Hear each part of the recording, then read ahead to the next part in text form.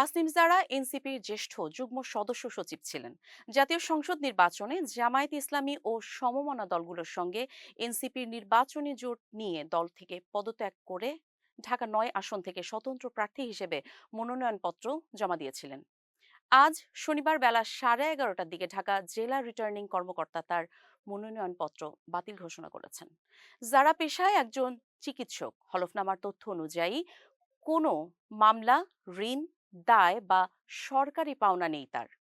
হলফনামার তথ্য অনুসারে তাসনিম জারার সম্পদ আছে ১৯ লাখ টাকার। তাসনিম জারার বার্ষিক আয় ৭,১৩,৫৯৭ টাকা। সম্পদ আছে ১৯,১৩,৫০৯ টাকার।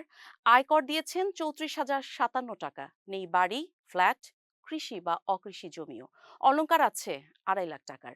ব্যাংকে নিজ নামে জমা আছে ১০,০১৯ টাকা। হাতে নগদ আছে ১৬ লাখ টাকা ও ২,২৭০ ব্রিটিশ পাউন্ড। তাসনিম জারার বছরে চাকরি থেকে আয় ৭,১৩,৩৩৩ টাকা। ব্যাংকে আমানত আছে ২৬৪ টাকা। দেশের বাইরে আয় ৩২ পাউন্ড। এছাড়া তার স্বামী খালেদ সাইফুল্লাহর হাতে নগদ আছে ১৫ লাখ টাকা ও ৬,০০০ ব্রিটিশ পাউন্ড।